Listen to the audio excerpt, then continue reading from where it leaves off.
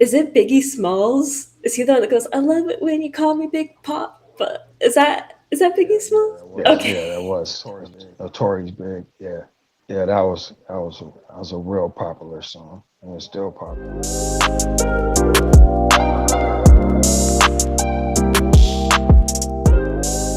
Hello, everyone, and welcome to the Dunback Meadow podcast, the show where creators come to reclaim the value of their work.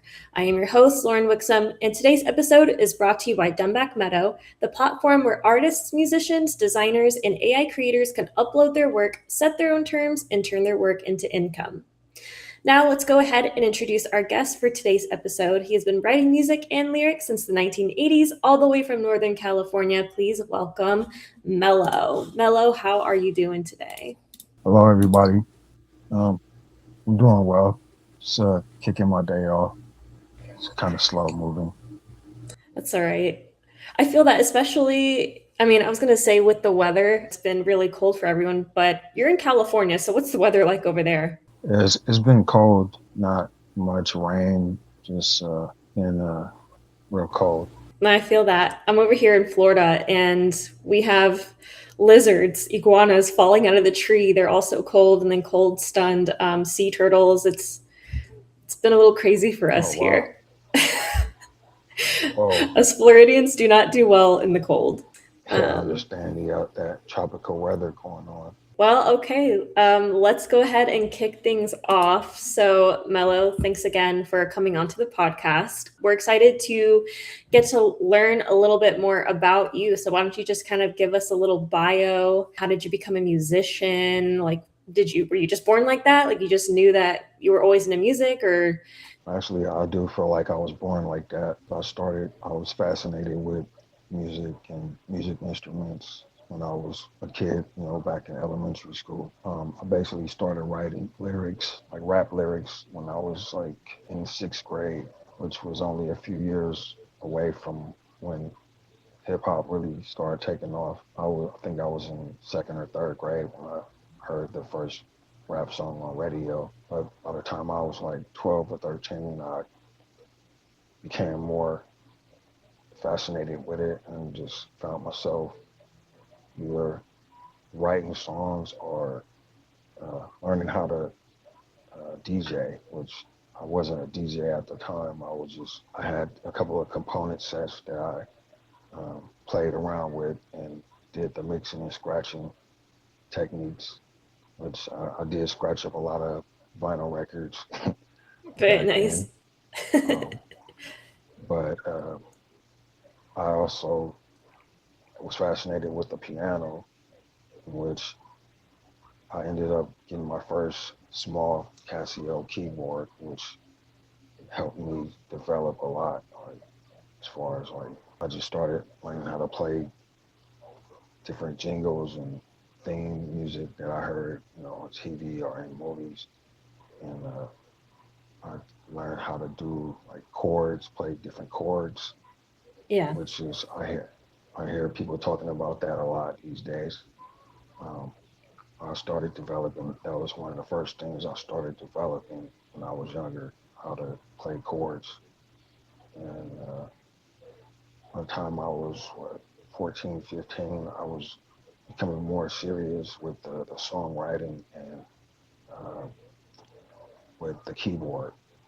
So, Mm. long story short, by the time I was 16, 17, I recorded my first demo in a real studio, a real Nice. recording studio, and it started. That was my first uh, big big thing that I did. It didn't like really take off anywhere. It was just uh, my first experience with actual recording. Right.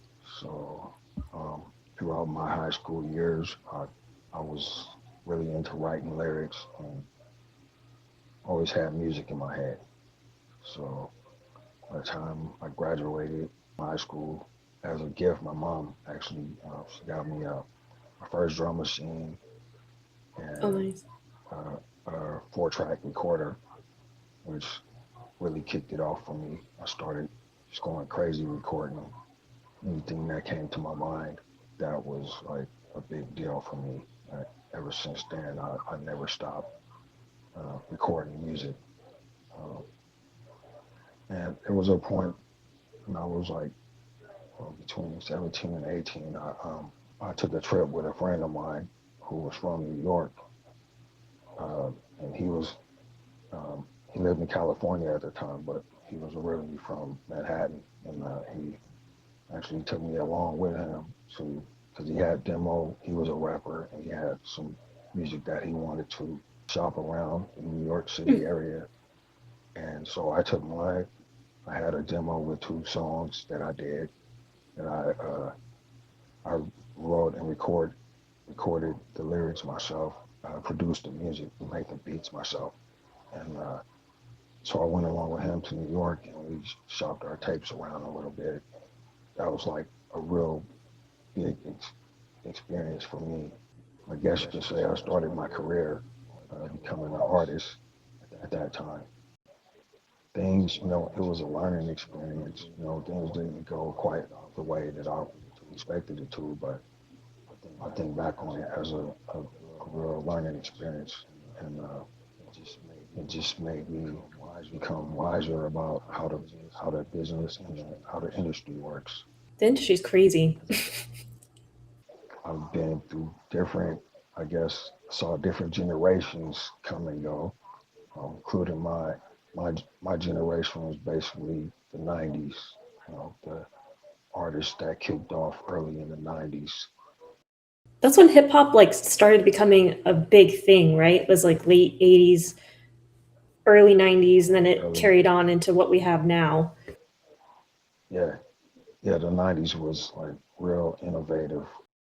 A lot of my favorite artists are from back in that era. Who was the So, one that I don't listen to a lot of rap, but I do love lo-fi and like lo-fi hip hop, and I know they take a lot of samples from those 90's hip hop artists, but I really love, is it Biggie Smalls? Is he the one that goes, "I love it when you call me Big Pop"? But is that Biggie Smalls? yeah, Okay. that was Tory's big. Yeah, yeah, that was a real popular song, and it's still popular. So that was my generation right there. Biggie, Tupac, Snoop Dogg. So you had it great then with music. I mean, music's fine now too, but like that's just when you had a whole like you had the birth of one of the major genres that people listen to today. Yeah, they paved the way for a lot of different uh, styles that we hear now. Are you shocked to hear about the whole Sean Combs issue? Do you even keep You up know, with that? it's everywhere, so you can't help but acknowledge it. But I don't really like dig much into it. Like, it's just I don't know, a little It's just toxic to my crazy. brain. Yeah, Yeah, I agree. I don't keep up that much either, but you can't help but know about it because, it's the yeah, headlines are all in your face, but it's just like, geez, yeah. all the documentaries So and it's like, everything. Let's move on to what is your sound? And then how did you discover what your sound was? So I'm assuming because on your Dunback Meadow profile, you kind of merge a whole bunch of different sounds together, one of them being hip hop. So I assume you discovered your sound whenever, in the 90's, whenever you discovered, oh, I love rap, I love hip hop. But yeah, what made you decide you wanted to, well, first off, if you want to tell everyone what genres you mix, and then second, like, how did you get there? yeah. That's kind of a I don't know difficult question because I'm still I don't know what my genre is, but sometimes people will mention like you mentioned the lo-fi, and Mhm. some might say it's old school, and some will say it's ahead of its time. Uh, but for me, I was always influenced by like roots reggae and the Motown R&B era. Mhm. Um, yeah, um, a lot of stuff that my parents listened to, and my all my elders listened to. I'm a fan of that music, So some of the elements um, that I carry with me influence the music that I make. My grandfather was a jazz bebop musician. He played different instruments, and one of his main instruments was the upright bass. And Okay. that music is very influential to me. Um, and I do have a liking to the bass sound. Oh yes, Um, me too. That's like the heartbeat yeah, of music in yeah, general. That's what yeah. people like A bob lot of their heads times, to. right? Yeah, it kind of gets you going, get the groove Mhm. going, get your head nodding. I'm influenced a lot by music from the past, like before, like the 80's, back in the 70's, 60's, and further back. I get influenced by a lot of that. Um, it kind of has a, I don't know, just kind of haunting sound that kind of touches the soul. A lot of the artists are, all deceased and um, from further back in the past. My favorite is I'm a big Bob Marley fan, and Yes, I was just singing Bob the Marley in the music. shower today. Yeah, Bob Marley. That's my favorite, and that's um, all the artists that came from his era are deeply influential to me. Like, there's a lot of roots reggae artists that I'm a fan of that I listen to more than anything else. Like, I listen to reggae music more than any other music. It just has a certain effect. Yeah. For So me, I love the beach. I mean, I live in Florida, and yeah. that's See. my go-to music. When I go to the beach, I'm putting on some reggae Yeah. because it's Yeah. just the vibe. Yeah. I like that vibe. If I lived close to the beach, yeah, I would probably be there all the time. Oh yeah. Got some Yep. reggae playing. Hmm. Throw on some Bob Marley, put it like, kick back, relax. Yeah. First of all, I think it's very cool about your grandfather. Where did he play in California, or did he play like somewhere else, like New Orleans, or where else is a big jazz city? New York. Where did he play? Well, well, my family's originally from the South, from Texas and Louisiana, but There you go. my grandfather was my grandfather was known in Galveston, Texas, which is where I was Okay. born also. Oh, But very he nice. also played in other areas such as Mexico. I think he played in you know, those kind of places as well. That's But so cool. you know, yeah, Galveston is basically an island, so Yeah, I like that vibe. I grew up in California, but I was born in Texas. Galveston. Yeah. There you go. Well, I was born and raised in Texas as well, in Dallas or DFW Oh, Metroplex. I just moved to Florida a okay. year ago, but I lived in New Orleans for 2 years before I came here. Well, actually, I went to Rhode Island a little bit after New Orleans. Then I came back down to Florida. But yeah, the reason why I was asking about like where your grandfather played was because, like, staying in New Orleans, like that's like the jazz capital of the world, and Yeah. I love New Orleans. I can talk about it all day long. But I've also, as a Texas girl, I've been to Galveston, and it's not surprising that he played there because for those who haven't been to Galveston, there's actually a little, is it like the downtown area, or there's like an old historic district, or like there's this road, I don't remember the name, but it was like the main street, and it reminds me a lot of Bourbon Street. Like it has Okay. kind Yeah. of I like think. that New Orleans vibe. They have jazz. They even do the beads there as well for Mardi Gras. So Yeah. Uh, I know what you're talking about. yeah, thank you. I'm like, am I crazy? I'm like, why does it remind me of New Orleans when I walked by there? Yeah. Yeah. Um, Even though I didn't grow up there, the still feel influenced by it. Just my whole vibe. I Yeah. listened to some of your stuff on Dunback Meadow, and it is a vibe. I love it. I was just playing it in the background while getting some work done. I'm like, okay, like basically it is like lo-fi vibes. the tracks that I listen to anyway. I know you have a ton of them on the site. I haven't gone to all of them yet, which for those of you watching, if you want to check out some of Mello's stuff, definitely create an account. It's free on Dunback Meadow, and then listen to his tracks because it's a vibe for sure. I definitely enjoy it. Yeah, thank you. And my vibe is basically a mellow vibe. Um, I just sort Is that of how you got your name? kind of, yeah, basically from I dig that. way back. Yeah, but I just sort of expand a little bit with other styles that I know that I can do. But I'm basically the laid back vibe is my thing. Yeah. No, same. And I get that also, like, just from talking to you, like you just have this very chill kind of demeanor about you. It's like I'm that cool guy. Like, what's up? And I love that.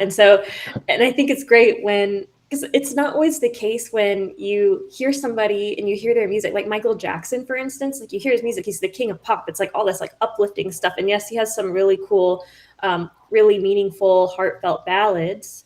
Like, what is it? We Are the World. Um, Oh I think yeah, that's what that song is called. But I mean, but whenever you think of Michael Jackson, at least for me, I think of Beat It, Thriller, um, what is it, yeah, PYT, and that's like very uplifting, like let's go party type music. But then whenever people would interview Michael Jackson, he's actually like very similar personality to you in the fact that he was just kind of like chill, laid back, and I just think he's like even down to earth. mentioned, Yeah. yeah, and he mentioned a few times like he is actually quite shy, which is something you wouldn't expect from someone who's out there dancing and doing all these crazy things on Oh stage. So yeah, yeah. I know what you but I mean. think it's Yeah, cool when you meet artists and you can hear, like, you can see their personality through their music as well. Kind of like you said, you're chill, laid back, and then now that I'm talking to you, it's like, oh, you actually really are, like, you are your music, which is cool. This podcast was brought to you by Dunback Meadow, the platform built for creators who want real value from their work. Whether you make music, art, 3D models, videos, or AI agents, Dunback Meadow lets you upload your work, set your terms, and earn fairly when others use it. Create your free account today at dunbackmeadow.com and start earning from what you create. Now, on with the show. Do you have any future projects coming up that you want to share with us? I just released a lot on Dunback and plan to release some of that to other platforms. But at the moment, I'm just kind of taking it easy. Uh, was a little bit burned out, but the music is always there. I'm always working on something. Um, there's a lot of stuff that I've been working on that I just haven't showcased yet. But I'm also just kind of looking for opportunities as far as like film and TV. I would like to have my music in a movie or TV show or something. I've been experimenting a lot. Yeah, I've been experimenting a lot on things that may be accepted. I'm always in a creative mode, always hearing music in my head. I will be bringing more, producing more tracks. I'm just not sure what I'm going to put out next. Yeah, you can look forward to hearing more though. I can't, I'm not sure what direction, but um, most basically me, the mellow vibe. I think I may be more going in that, more into that direction. Um, just some more laid back stuff. And like the song you mentioned, uh, the lo-fi, uh, the one you mentioned, I forgot It what the had a name is. car on it. I don't remember the name Uh, of it, but it had oh a yeah, picture of a yeah. car. Oh yeah, yeah. The back of it, yeah. I call it Travelanche. That's it. Yeah, Yeah, I like, yeah. I'm kind of more on that level right now. Just I dig more that. chill, just kind of I chill. won't complain. I love that Yeah, stuff. Just nice to have a little mellow vibe in the background, yeah. washing To me, dishes, that's cleaning all. the house. Yeah, just something you can just hum to while you cleaning up or whatever. Yeah. I love it. I'm excited to hear your new stuff. And I know you mentioned Burnout. We had a little call before filming this. I know you mentioned Burnout then, and you're mentioning Burnout again now. So let's just take a couple minutes to talk about Burnout. I feel like artists experience that quite often, myself included, and it appears that, you're experiencing that as well. I mean, what are you doing to combat it? I know, you said you're just starting to experience that. So what advice would you give to other artists on how to deal with burnout? So I know you mentioned you're going to be taking a break, right? Yeah, I'm saying that, but I'm always there's always some tone in my head that makes me want to, get busy again. So, um, but I feel like an artist can if never you truly are take a break. Not really. not really, if you're an artist, whether you're doing music or you some kind of visual arts or whatever, there's always ideas popping up. If anything, I just say if you feeling burnt out, then yeah, take a step back. Don't overdo it. Don't overwhelm yourself with projects that you can't really tackle. It's just gonna burn you out even more. So I like to sort of step back a little bit and just kind of go with the flow. I also like to do graphic art, so it's another thing that I spend time doing. All of my cover art is do all of that by myself. I work with photos and a lot of stuff that I might draw on my own. It takes a while, like to get that whole thing together. For me, once I finish with the music, I'll start working more on the cover. Like all of those different things can burn me out. Like Mhm. I'm still working on my website. It's up and running, but there's a lot of technical stuff that has to be fixed and continue having to work on that before it's Yeah, maintenance yeah, and updating it yeah, as you release new music or new art or whatever.